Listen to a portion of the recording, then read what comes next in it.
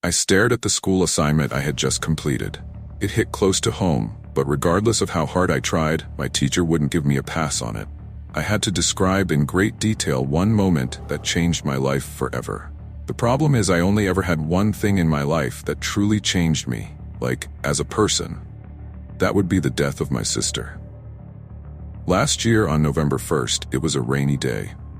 My sister Megan was inside watching TV. It was some stupid show, or I found it stupid at the time, but what I would give to come home from school and hear the goofy theme music playing in the background. She was only 6 years old at this time. I was 13. My mom was at the grocery store, and my dad was away at a press conference, so was left in charge to watch her. It was around 3 or so in the afternoon, so I made us some snacks and went about my day like normal. Around 3:45, I felt extremely nauseated, and so I ran to the bathroom. The only thing I remember is seeing a white, milky substance in my vomit. From there, everything else was blurry. I tried my best to fight my double-blurred vision and made it to the couch. That was where I blacked out, and the last thing I heard my sister say to me is, "Are you okay?" When I woke up, my mom was hysterically sobbing with several police officers and my dad on speakerphone. My mom had spent the last 3 hours trying to wake me up and find out where my sister went. She became concerned when I didn't wake up and called the police when none of our neighbors had seen where Megan had gone. My mom, struggling to cope with her emotions, attempted to blame me for the situation, stating if I hadn't fallen asleep, she'd still be here.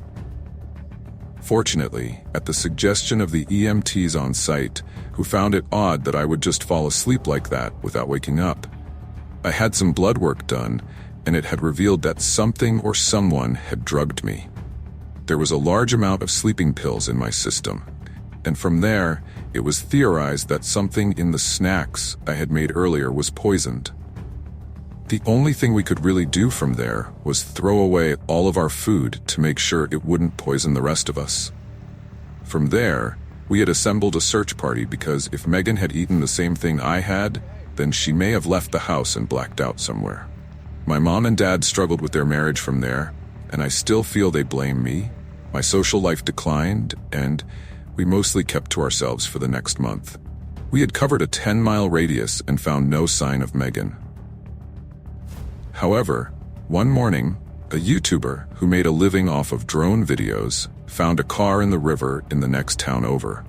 That day, on December 1st, they had pulled the car from the near-frozen river and informed my parents that my sister's deceased body was found in the trunk.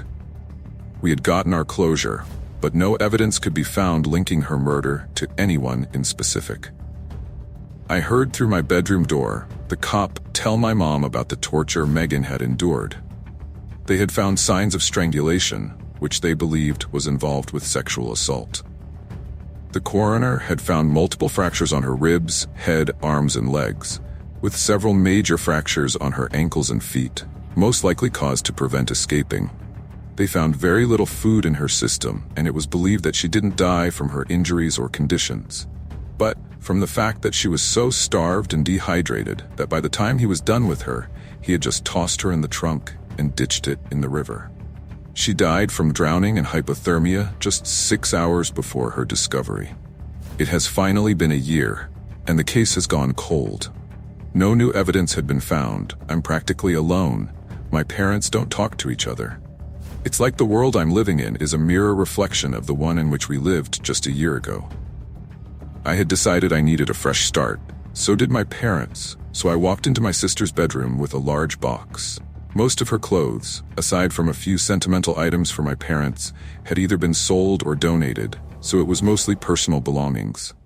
I started pouring things in, notebooks, jewelry, makeup, keepsakes, whatever I could find, into the box. I didn't want to look at any of it. I felt no need to relive anything. Once the box was full, I took it up to the attic. I found a comfortable spot in the corner that got a few hours of sunlight a day and set it there. Mom would be upset knowing I had moved her stuff, let alone not taking care of any of it. On my way out, the shine of a gold chain sticking out of an old wooden jewelry box had caught my eye. I walked over to the box and opened it, and inside was a silver pocket watch with a gold chain. I immediately recognized it as my grandfather's. I didn't have many memories with him, especially after the move, but my mom said regardless of the distance, he was always there watching over me. I opened the pocket watch up, and inside was a note with my name on it. Curious and shocked, I opened the note. "Press me," it read. I pressed the button, and the world warped around me. The shift was massive, and had given me a headache, but when everything had cleared up, the boxes were more organized, and the attic, as a whole, had been maintained much better than it had been over the previous year he had experienced. I crept towards the stairs when I heard the front door open and Megan's voice light up my ears. It was odd, though. For just a minute, it sounded distorted, like she was trying to speak with water filling her throat. I got scared hearing her voice like that and gripped the watch in my hand. After another sudden shift, which put me on my ass this time around, I got back up and everything was the way I knew it to be. Not even paying attention to the shift, I ran downstairs to see if Megan was there, only to see a very depressed mom and dad in the kitchen, trying to find something to cook.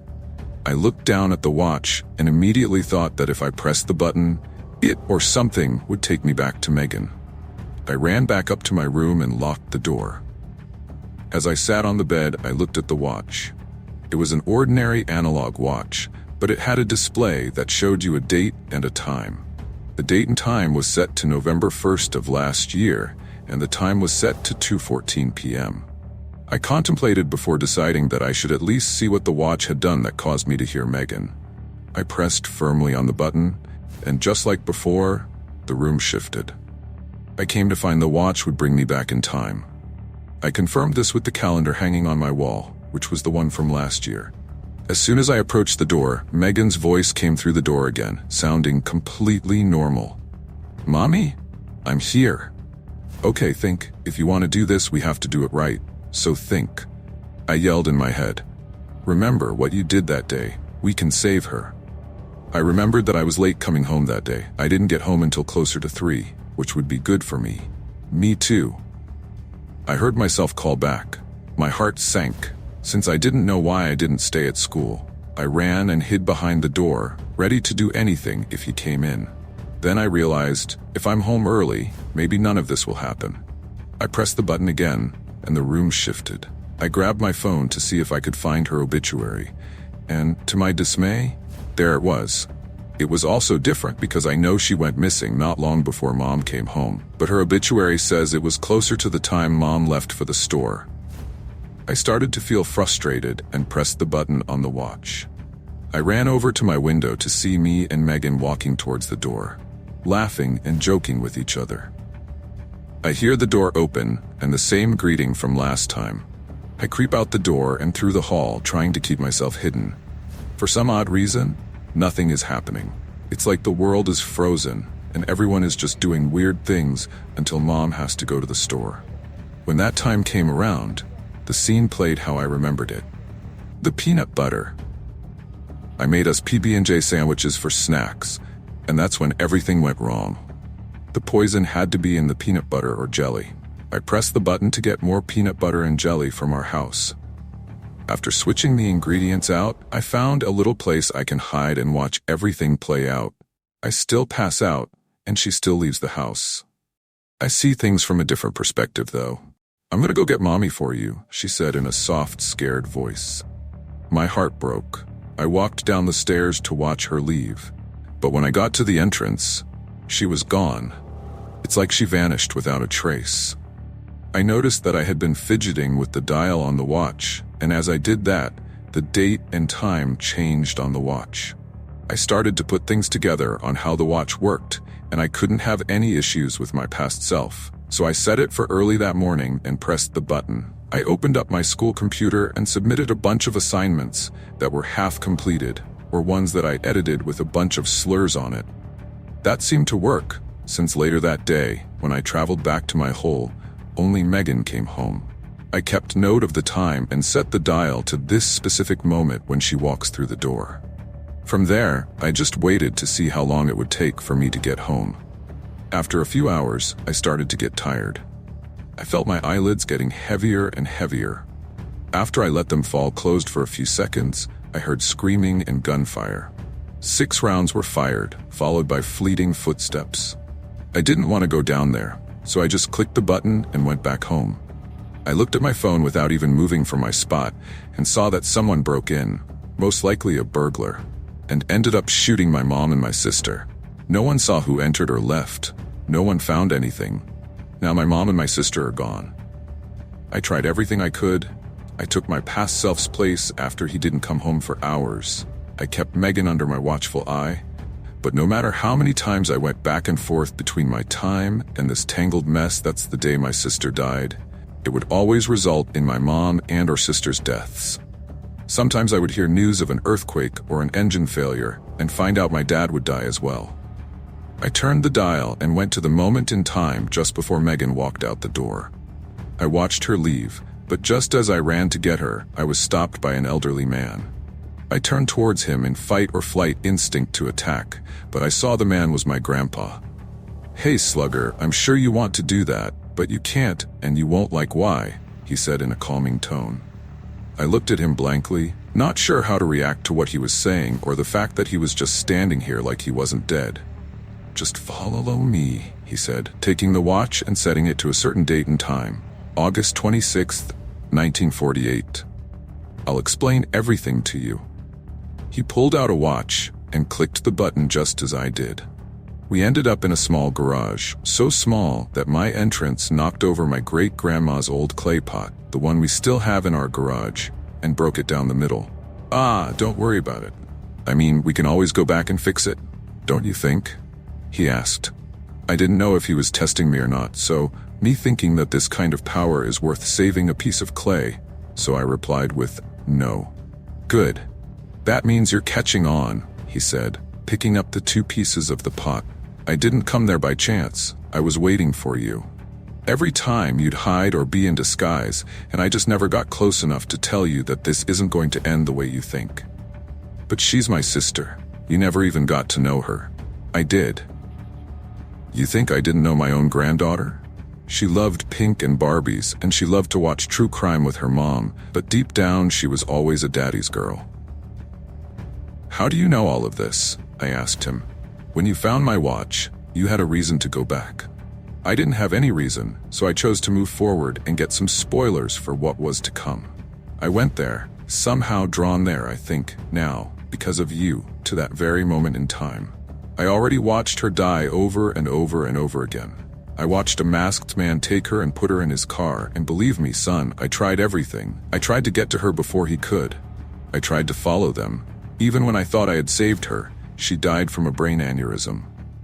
I realized what I was doing wasn't fixing anything, because every time I went back, it was never really the same.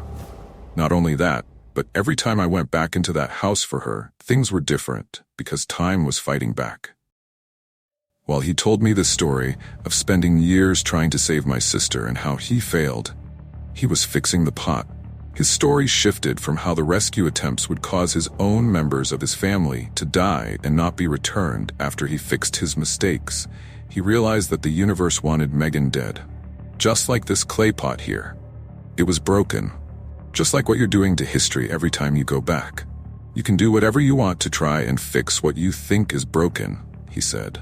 And as he spoke, he applied an adhesive to the edges of the clay pot. You can try whatever you want to restore it, but no matter what, you've taken from its original beauty by committing these acts anyway, and I know this because I've committed these acts as well. The best thing you can do for Megan and your parents is to let her go and grieve with them. I can't just let her go, I replied, crying. You aren't letting her go, you're letting the pain go. It killed me when I lost her, and it killed me even more when I realized I couldn't save her with this power we've been given. But what we can do is move forward. He held up the pot and showed me the sealed crack along the center of the pot, and I understood what he was telling me. I just leaned in and gave him a hug.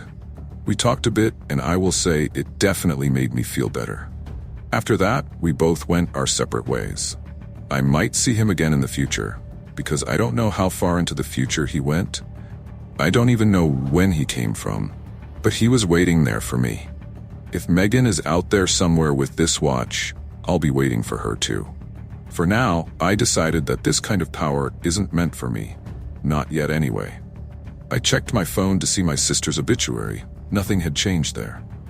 I walked around the house to see if anything was different, and nothing seemed out of the ordinary, so I decided against testing my luck in that arena. I slowly walked up to the attic, as if I was prolonging this moment, and placed the small box in which the watch was before I found it, and put it down on the table. I wrote a note inside and addressed it to Megan. I put the watch in the box and closed it. As I walked down to the hallway, passing the stairs to the front door, I looked down and felt like I could still hear her voice saying in her sing-songy voice, "Mom, I'm home."